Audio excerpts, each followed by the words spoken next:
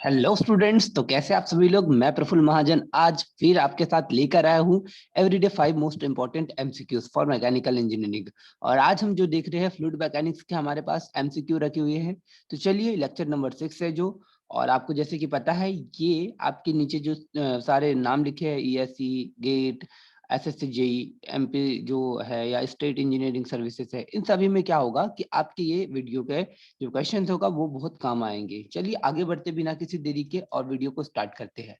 आज का स्क्रीन पे जैसे कि आपको दिख रहा है, आज का पहला क्वेश्चन है कि the study of fluid at rest is known as, मतलब कि जब फ्लूइड रेस्ट में होता है, तो जब हम फ्लूइड रेस्ट में हो और उसकी स्टडी करते हैं तो उसको हम क्या कहते हैं। आपको ऑप्शन दिया है, पहला ऑप्शन दिया है काइनेमेटिक्स, दूसरा ऑप्शन दिया है डायनेमिक्स, तीसरा ऑप्शन दिया है स्टैटिक्स और चौथा ऑप्शन दिया आपको नन ऑफ द अबव। इसमें से आपको करेक्ट आंसर बताते हुए चलना है कि गतिकी होगा, काइनेमेटिक्स होगा या डायनामिक्स होगा या स्टैटिकी होगा या इनमें से कोई भी नहीं होगा। ठीक है, ये आपको थोड़े नाम एक जैसे दिखेंगे। ठीक है, तो इसमें लेकिन दोनों में डिफरेंस होता है। डायनामिक्स की अगर हम बात करते हैं, डायनामिक्स मतलब कि जब बॉडी मोशन में होती है तो केवल उसकी मोशन की स्टडी हम जो करते हैं वो करते हैं हम किसमें, ये डायनामिक्स में। और बॉडी मोशन में हो और मोशन के साथ साथ उसमें लगने वाले फोर्सेस और प्लस मोशन, इन दोनों की जिसमें स्टडी करते हो उसको हम कहते हैं काइनेमेटिक्स। ठीक है, तो चलिए ये जब हमने देखा ये ऑप्शन हमारे पास दिए हैं, अब हमें देखना है कि करेक्ट आंसर हमारे क्वेश्चन का क्या होगा। तो चलिए बिना किसी देरी के आगे बढ़ते हैं और समझते हैं आज के आंसर को। हमारा आंसर है स्थैतिकी, स्टैटिक्स, मतलब कि जब बॉडी रेस्ट में होती है उसके बाद में, या फ्लूइड रेस्ट में होता है और उसके ऊपर जो हम स्टडी करते हैं तो हमें उससे क्या करना कहते हैं, स्टैटिक्स कहते हैं। चलिए अगले सवाल की ओर मूव करते हैं। हमारा अगला सवाल आज का जैसा कि आपको दिख रहा है दिया है, manometer is a device use for measuring, मतलब कि मैनोमीटर एक ऐसा उपकरण है जिसका किस चीज को मापने में उपयोग किया जाता है, आपको बताना है। आपको पहला ऑप्शन दिया है velocity at a point in a fluid, दूसरा ऑप्शन दिया आपको pressure at a point in a fluid, और फिर तीसरा ऑप्शन दिया आपको डिस्चार्ज ऑफ अ फ्लूइड, और चौथा ऑप्शन दिया आपको नन ऑफ द अबव। तो इसमें हमें करेक्ट आंसर बताना है। मतलब अगर हिंदी में बात करें तो पहला ऑप्शन है किसी द्रव में वेग, द्रव में एक बिंदु पर वेग, दूसरा दिया है किसी द्रव में किसी बिंदु पर दबाव, और किसी द्रव का स्राव, और उपरोक्त में से कोई नहीं। तो हमें करेक्ट आंसर बताना है कि करेक्ट आंसर क्या होगा।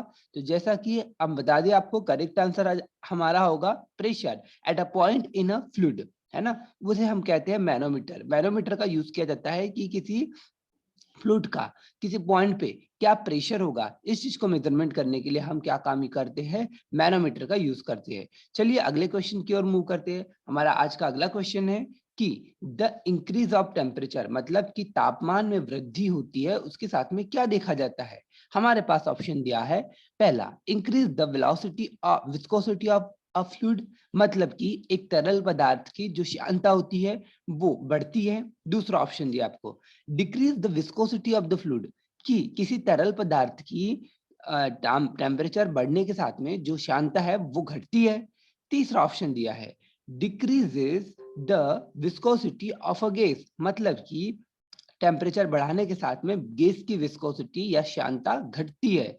ठीक है, ये तीसरा ऑप्शन दिया आपको। और चौथा ऑप्शन दिया है increase the viscosity of a gas, मतलब कि जो गैस की विस्कोसिटी है, डी ऑप्शन जो दिया है उसमें बोला है गैस की श्यानता तापमान बढ़ाने के साथ साथ में क्या होती है, बढ़ती है। ठीक, और लास्ट ऑप्शन ई वाला ऑप्शन दिया है बी एंड डी दोनों, क्या ये दोनों आंसर करेक्ट है। तो हमें करेक्ट आंसर की तरफ चलना है कि हमारा आज का करेक्ट आंसर क्या होगा। तो जैसे देख सकते हैं आप लोग, करेक्ट आंसर हमारा है ऑप्शन नंबर डी, ई। ठीक है, ये दोनों, मतलब कि आपकी जो डिक्रीज भी होगी विस्कोसिटी, जो फ्लूइड होता है फ्लूइड की विस्कोसिटी जैसे जैसे हम टेम्परेचर को बढ़ाते जाते हैं वैसे वैसे क्या होगा, उसकी विस्कोसिटी डिक्रीज होगी।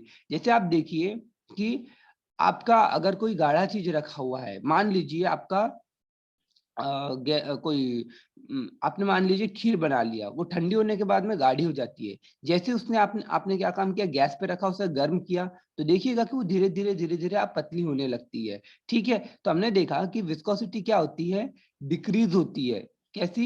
विस्कोसिटी पतला होते जाता है। इसको पतला होना मतलब किसी चीज का वो बहने की ज्यादा उसमें गुण आ जाएगा, और इस तरह से हमने देखा कि उसको विस्कोसिटी क्या हो जाएगी? कम हो जाएगी। दूसरी एक चीज कि जो increase the viscosity of gas, gases में अगर हम देखते हैं जैसे जैसे हम टेम्परेचर का हम वैल्यू बढ़ाते जाते हैं, वैसे वैसे हमारी उसकी गैस की विस्कोसिटी क्या होती है?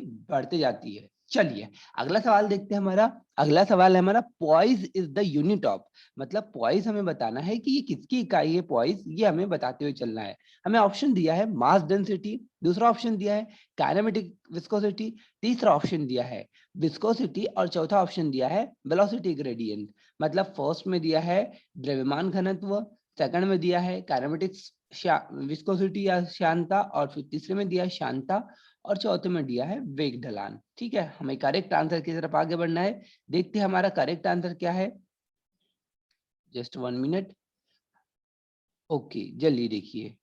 आज का हमारा करेक्ट आंसर है शांता। विस्कोसिटी जो पॉइज होता है, पॉइज की जो पॉइज होती है, जो यूनिट होती है, ये विस्कोसिटी की यूनिट होती है। ठीक, अगला सवाल है हमारा, बर्नौली प्रमेय के संरक्षण मतलब जो नियम है वो किससे संबंधित है? आपको पूछा है the Bernoulli's theorem deals with the law of conservation of. हमें बताना है कि जो बर्नौली का थ्योरम है किस संरक्षण के नियम पर आधारित होता है। फर्स्ट में आपको दिया है मास, सेकंड में दिया है मूवमेंट, थर्ड में दिया है एनर्जी, एंड फोर्थ में दिया आपको नन ऑफ दी अबव।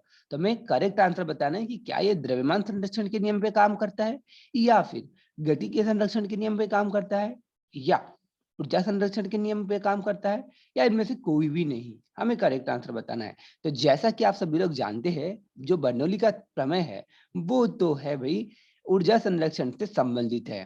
तो इस तरह हमने देखा कि हमारे आज के ये सवाल थे, और वीडियो अच्छा लगे तो लाइक और सब्सक्राइब जरूर कीजिए। किसी क्वेश्चन में कोई डाउट हो तो कमेंट बॉक्स में जरूर लिख के भेजिए। अगर कोई गलती हो तो उसे भी बताइए, जरूर हम आगे सुधार करते चलेंगे। Thank you very much. Okay.